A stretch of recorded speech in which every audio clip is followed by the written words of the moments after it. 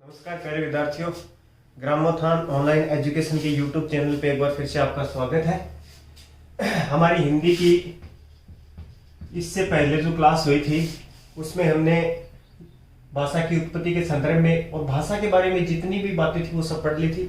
भाषा जो टॉपिक था वो हमारा पूर्ण हो चुका था। आशा करता हूँ आपके बहुत अच्छे से समझ में आया होगा। फिर भी आप उसका रिवीजन करते जाइए।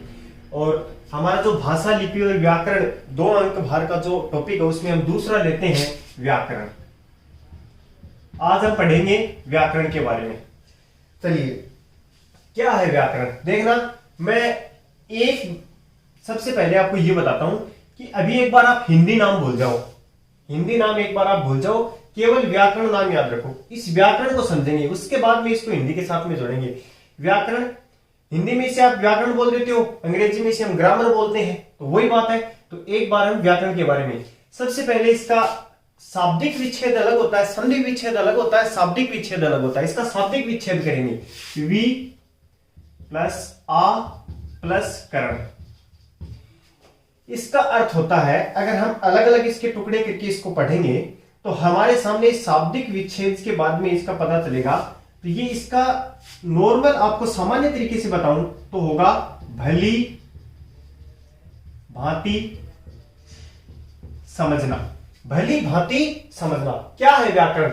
व्याकरण क्या है? केवल अब तक शाब्दिक अर्थ का हमारे सामने आया है भली भांति समझना, या फिर अच्छे से समझना, गहराई से समझना, सर्वमान्य रूप समझना, ये होता है व्याकरण। अब इस व्याकरण के बारे में बताते हैं आपको। देखो, जैसे आपने क्या किया, आप देखते होंगे घर पे, आपके घर पे कोई मिस्त्री आता है। मिस्त्री का मतलब ये मान लो आप यांत्रिक ऊर्जा से संबंधित मिस्त्री हो, चाहे कैसे भी किसी प्रकार का मिस्त्री आता है आपके घर में। ये आपके जो बिजली जो सप्लाई है, बिजली फिटिंग का मिस्त्री आता है, या फिर गाड़ियों का कोई मिस्त्री आता है। तो देखना आप क्या होता है, उस मिस्त्री के पास एक जो चाबियों की पेटिका होती है, टूल जिसे बोलते हैं, ठीक है ना। चाबियों की एक टूल होती है, उसमें पेचकस वगैरह, चाबियां कितने नंबर की कौन सी, तो उसमें अलग अलग उसके पास में क्या होते हैं, चाबियां होती हैं, ठीक है, कसने के लिए प्लास वगैरह, आप हमारी भाषा में बोले तो ऐसा उसके पास में सामान है अलग अलग प्रकार का, ठीक है। वो घर पे आया, मान लीजिए आपकी चक्की की मोटर या फिर और कुछ खराब हो गया, तो वो क्या करेगा, वो जो नट है या जो वो पेच है उनमें क्या करेगा, एक चाबी लेगा और एक चाबी लगाएगा। मान लीजिए ये आपका कोई नट है, ठीक है ना, जिसको आप सामान्य भाषा में बोलते हैं कसाव वाला पेच है, मान लो कोई पेच है, एक इसने लिया और उस एक चाबी जो ली, इस चाबी से पेच नहीं खुला, चाबी से पेच नहीं खुला। कोई नट है, वो चाबी से भी वो नहीं खुला, ठीक है, नट बोल्ट जो भी है वो चाबी से नहीं खुल रहे हैं। तो ये क्या करेगा, उसको छोड़ के दूसरी चाबी लेगा, वो लगाएगा। इसके पास में सारे ऐसे हथियार हैं, तो ये देख लेगा भाई 15 नंबर की चाबी दो, 16 नंबर की चाबी दो, 17 नंबर की चाबी दो, वो इस नट के लगेगी, वो इस मतलब पेज को इसको खोल देगी, इस प्रकार से। तो इसके पास ये औजार है, तो इनसे एक एक वो लेता है और इसको पूरी को खोल देता है, या फिर इसको फिर से कस देता है, ऐसा काम वो करता है।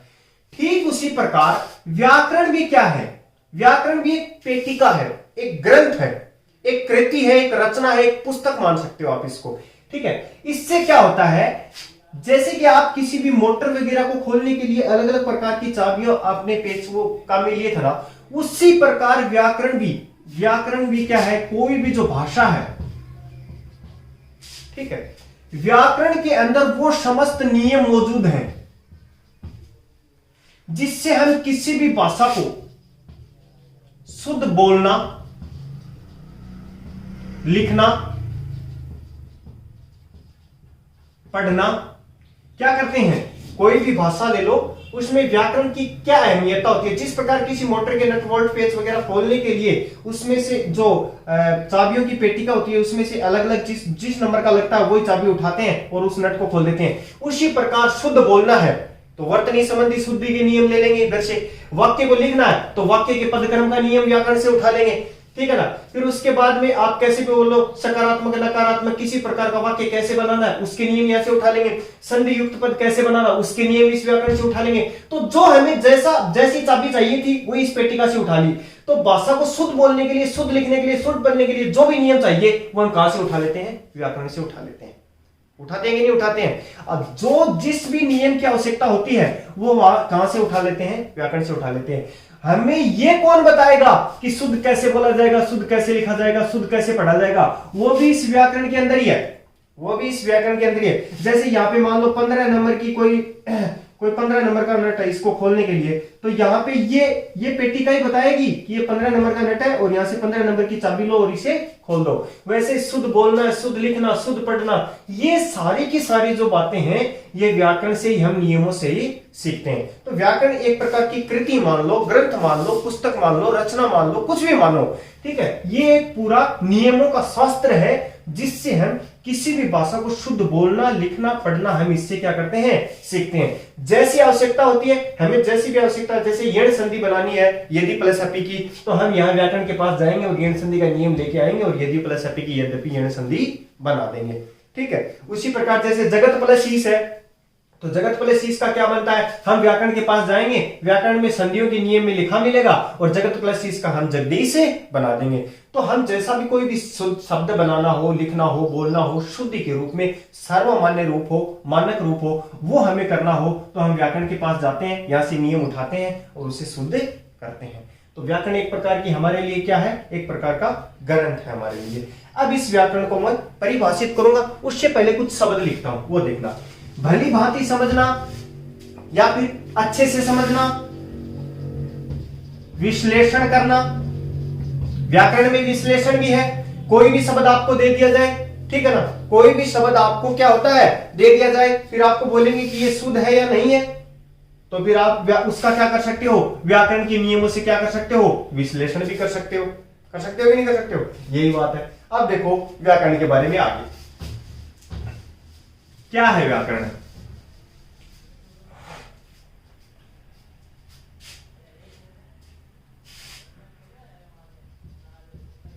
व्याकरण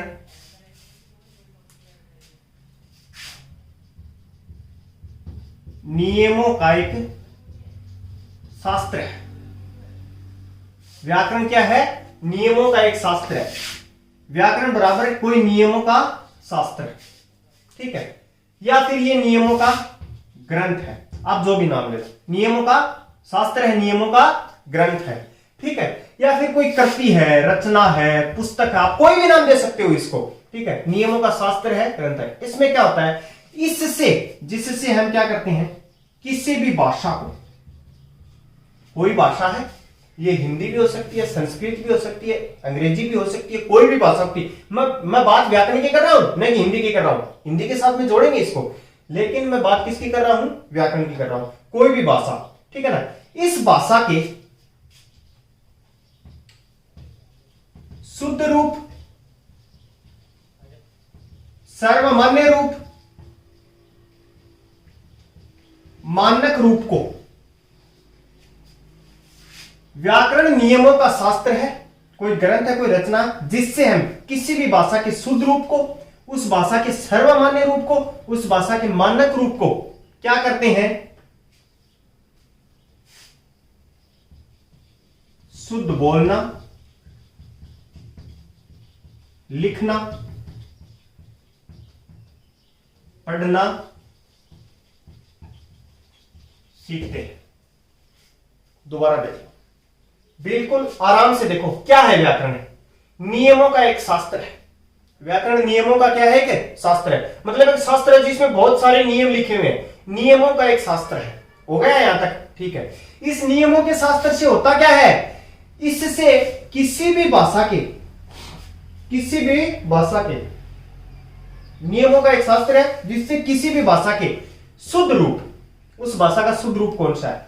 सर्वमान्य रूप, सर्वमान्य, मानक रूप, मतलब मानकीकृत हो, जो तथ्यात्मक मानक रूप हो, उस शुद्ध रूप, सर्वमान्य रूप या मानक रूप को क्या करते हैं? हम शुद्ध बोलना, शुद्ध लिखना, शुद्ध पढ़ना सीखते हैं। किससे? व्याकरण से। दोबारा अब देखो, मैंने अलग अलग बता दिया आपको। इस परिभाषा को मैं भागों में बांट देता हूं। कैसा? पहला भाग व्याकरण नियमों का शास्त्र है। दूसरा, ये आधारित किस पे है? किसी भाषा पे है, ठीक है ना। नियमों का ऐसा शास्त्र जो किसी भी भाषा को, इस भाषा के किसका? शुद्ध रूप का, सर्वमान्य रूप का, मानक रूप का क्या करवाता है हमें? शुद्ध बोलना, शुद्ध लिखना, शुद्ध पढ़ना सीखते हैं, जिससे हम वही क्या हम व्याकरण है। तो एक बार पुनः देखो आप, व्याकरण वी प्लस आ प्लस करण, इसका शाब्दिक विच्छेद हुआ था। इसका मतलब था भली भांति समझना, अर्थात इसके शुद्ध रूप को, सर्वमान्य रूप को, मानक रूप को बच्चे भली भांति समझ जाते हैं और फिर शुद्ध बोलते हैं, शुद्ध लिखते हैं, शुद्ध पढ़ना उससे सीख जाते हैं। ठीक है, व्याकरण से क्या था? व्याकरण से ये मतलब कोई भी भाषा ले लो, जैसे हिंदी भाषा ली हमने, तो हिंदी के शुद्ध रूप, सर्वमान्य रूप, मानक रूप को बच्चे क्या करेंगे? भली भांति समझेंगे, विश्लेषण करेंगे और फिर शुद्ध बोलेंगे, शुद्ध लिखेंगे, शुद्ध पढ़ेंगे आदि सब सीख जाएंगे। ठीक है, आप देखो दोबारा से, अगर आपको ये मैंने बांट के बताया, परिभाषा अगर आपको लिखनी हो व्याकरण की, तो देखो इसमें कुछ भी नहीं छूटा। कैसे नहीं छूटा? नियमों का शास्त्र हो गया व्याकरण।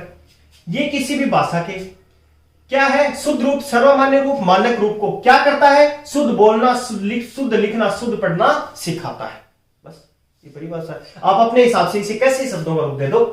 ठीक है, रटना नहीं है इसको, केवल इतना याद रखना है व्याकरण है क्या? ये नियमों का शास्त्र है। ये काम क्या आती है व्याकरण?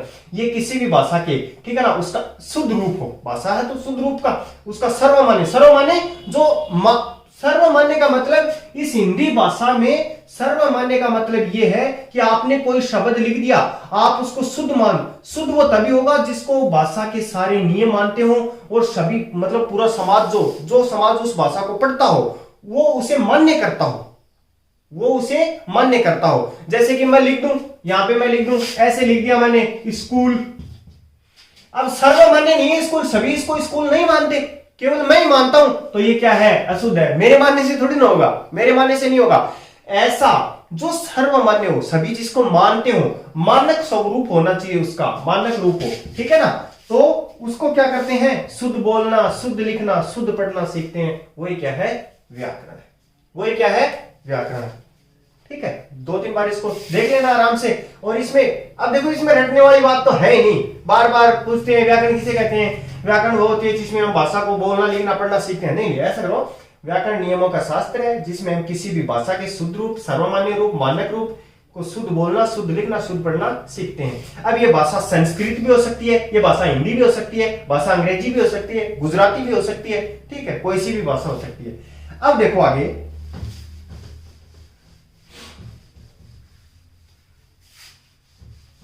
अब व्याकरण में हम पढ़ते क्या क्या है? व्याकरण में हमें क्या क्या पढ़ते हैं? ठीक है, व्याकरण को मैं 3 भागों में करता हूं, बांटता हूं,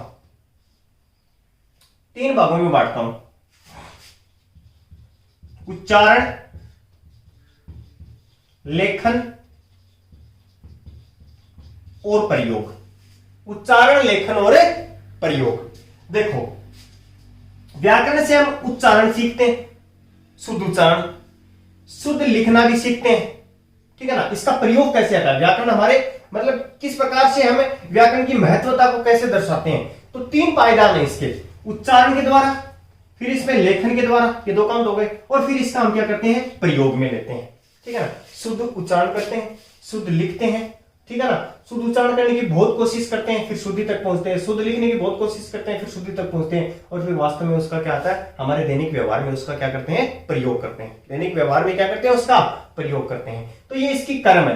पहले उच्चारण का हम खूब प्रयास करते हैं, ठीक है ना, फिर उसमें लेखन का प्रयास करते हैं, शुद्ध करते जाते हैं। उच्चारण शुद्ध किया, फिर शुद्ध लेखन की कोशिश करेंगे, शुद्ध लेखन हो गया, उसके बाद में हम उसे दैनिक व्यवहार में क्या करेंगे? प्रयोग करेंगे। ये नॉर्मल बात थी, बहुत गहराई की बात है, इसको आप ज्यादा माइंड मत करना इसको।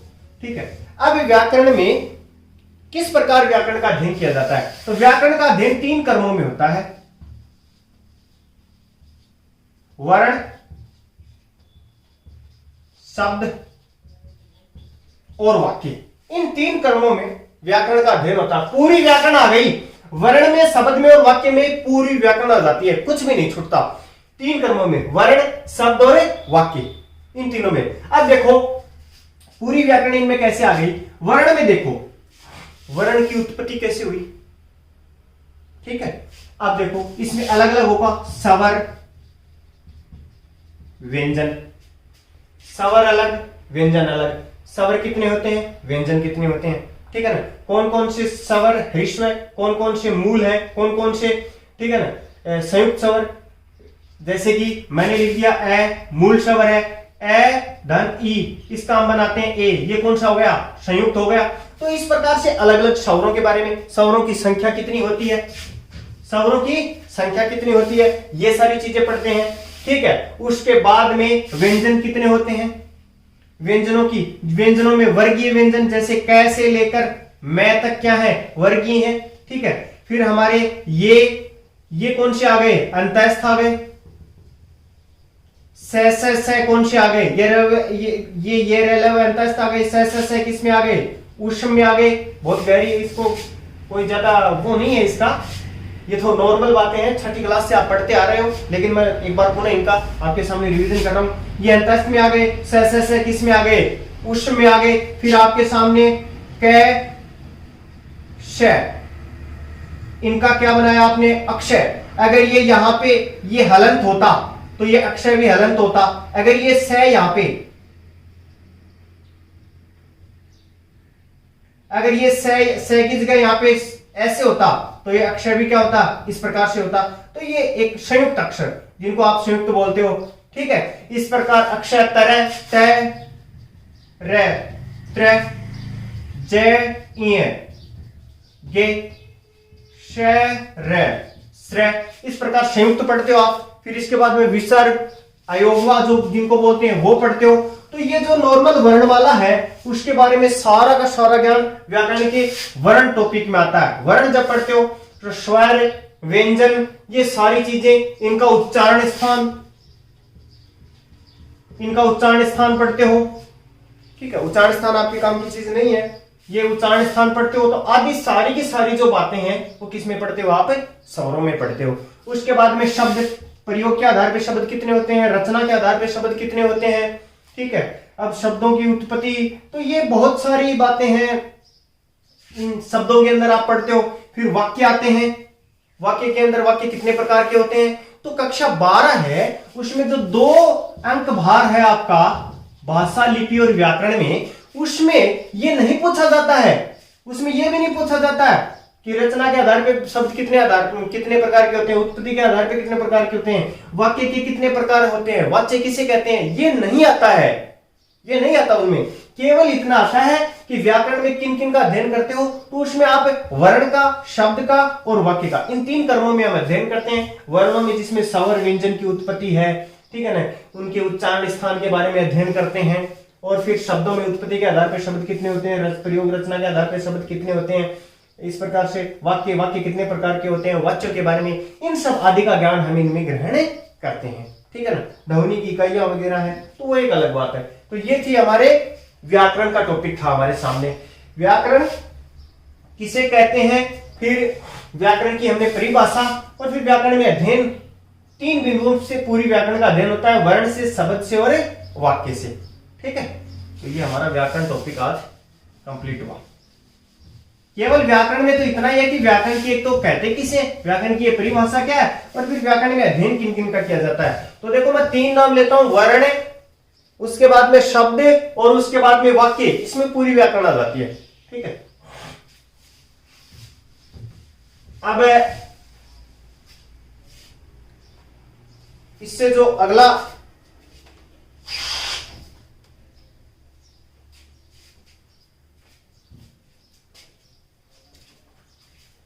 अगला टॉपिक है हमारा, वो है लिपि। क्या है, लिपि। तो इसमें क्या होगा, देखना, लिपि किसे कहते हैं, लिपि कहते किसे, लिपि शब्द कहां से आया, कैसे इसकी उत्पत्ति हुई, और हिंदी भाषा की लिपि कौन सी है, इन सब बातों का हम अध्ययन करेंगे। तो देखो, लिपि का मतलब मैं नाम लिखूं तो लिख सकता हूं लिखावट, लिपि का मतलब लिखावट, या मैं ये कह सकता हूं ध्वनि जो है, ध्वनि मुख से जो हम उच्चारित करते हैं वो जो ध्वनि है, उस ध्वनि का दृश्य रूप बोल सकता हूं क्या, समझो आप लिपि किसे कहते हैं। मैं इसको परिभाषित नहीं कर रहा, एक बार समझाने की कोशिश कर रहा हूं आपको। लिखावट, लिखते हैं, ध्वनि जो मुख से मैंने मौखिक उच्चारण किया है, मैं बोलता हूं ए, मैंने ध्वनि का उच्चारण किया।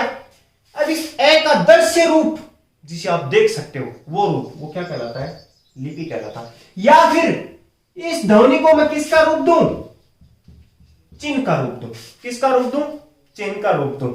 ठीक है, कोई इसका संकेत हो, सांकेतिक भाषा नहीं है, वो अलग चीज है। कोई इसका फिक्स संकेत हो, मतलब ये मानो कि मैं इसको क्या कर सकूं? अंकित कर सकता हूं, इस ध्वनि को चिन्हित कर सकता हूं, वही क्या होती है? लिपि होती है। दोबारा से समझो, जैसे कि किसी भी भाषा में, चाहे वो हिंदी हो, संस्कृत हो, अंग्रेजी हो, कोई भी भाषा है, उसका जो मौखिक रूप है, मुख्य जो हम बोलते हैं मौखिक रूप है, तो मौखिक जब भी बोलेंगे हम, उसमें उच्चारण होगा और उस उच्चारण में क्या होगी? ध्वनि होगी। लेकिन मेरे को यह बताओ, उस ध्वनि को आप देख सकते हो क्या? नहीं देख सकते हो। नहीं देख सकते हो ना। उसको आप पढ़ सकते हो क्या? ध्वनि को नहीं पढ़ सकते हो। इसलिए क्या किया गया, तो जो मौखिक उच्चारण का जो ध्वनि का जो रूप होता है, इस ध्वनि के रूप को मैंने बोला कै, तो इस कै को एक चिन्ह दे दिया कि भाई मुख से जब भी ये कै इस प्रकार की ध्वनि निकलेगी तो इसका ये चिन्ह होगा। बोला गया ए, अगर मुख से कभी भी ये ए की ध्वनि निकलेगी तो इस ए का ये चिन्ह होगा, इस ए का ये चिन्ह होगा। ठीक है, तो इस प्रकार ध्वनि है, इस ध्वनि का जो दृश्य रूप है, जो ध्वनि का दिखाई देने वाला, ध्वनि में क्या कर दिया? ध्वनि के रूप में, ध्वनि के रूप को क्या किया? ध्वनि के रूप में परिवर्तन किया और उसको दृश्य रूप बनाया। तो हमें चिन्हों की आवश्यकता हुई, चिन्हों की आवश्यकता हुई, मतलब कुछ अंकित किया हमने। क्या किया? कुछ अंकित किया। ठीक है, तो वो ध्वनि का जो चिन्हों का रूप दिया गया, ठीक है ना, ध्वनि के जो चिन्हों का रूप दिया गया, उन चिन्हों को क्या कहा गया है? लिपि कहा गया। क्या कहा गया? ध्वनि को चिन्हों का रूप देना ही क्या कहा गया? लिपि कहा गया है। ठीक है, तो लिपि किसे कहते हैं? किसी भी भाषा के, ठीक है ना, मौखिक उच्चारण या फिर उस ध्वनि के दृश्य रूप को, ठीक है, या फिर उस ध्वनि के ध्वनि को चिन्हों का रूप देना ही क्या कहलाता है? लिपि कहलाता है। दोबारा से आराम से समझ लो, लिखावट, लिपि का मतलब ये मानो, लिखावट से मानो आप, अर्थात किसी भी भाषा में कोई ध्वनि है, ध्वनि का कोई रूप नहीं होता, केवल उच्चारित होती है, तो उच्चारण में काम आती है, मौखिक है, बोल ही सकते हैं हम उसको। फिर उसका दृश्य रूप चाहिए हमें, दिखाई देने वाला, जिसे हम पढ़ सकें। उसके लिए क्या किया? चिन्हों की आवश्यकता हुई।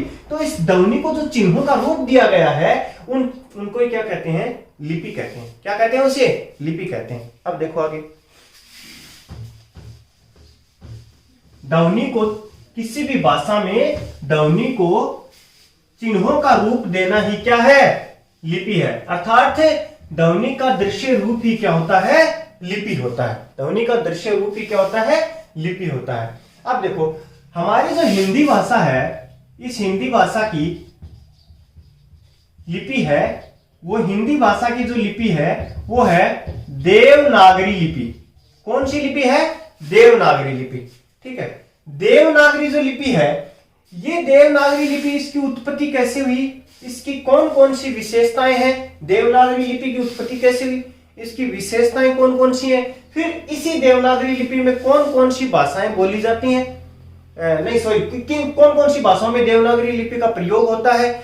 ये सारी बातें, ये एक लंबी क्लास है। मतलब देवनागरी लिपि की कम से कम भी आपको 10 विशेषताएं पढ़ाता हूं, तो 10 विशेषताओं में ये मान लो आधा घंटा लग जाएगा। फिर इसके बाद में इस उत्पत्ति इसकी कैसे होती है, फिर अन्य जो भाषाओं, हिंदी में इसकी विशेषताएं हैं, उनका फायदा क्या होता है। ठीक है, ये सारी बातें हम करेंगे अगली कक्षा में। कौन सी क्लास में करेंगे? अगली क्लास में करेंगे। ठीक है, हिंदी भाषा की लिपि है देवनागरी लिपि। अब थोड़ा सा संक्षेप में इसका परिचय मैं एक बार देता हूं। हमारे पास थी ब्राह्मी लिपि। ब्राह्मी लिपि के 2 भाग थे, एक था दक्षिणी भाग और एक था उत्तरी। ठीक है, देखो आप, मैंने कल आपको जो क्लास में पढ़ाया था कि हिंदी भाषा ज्यादातर कौन सी क्षेत्र में है? उत्तरी भारत में, दक्षिणी भारत में नहीं है, उत्तरी भारत में। इस उत्तरी भाग से ही हमारे पास में कौन सी आई? देखो, पहले कहा जाता है कि ये नगरों में प्रचलित थी।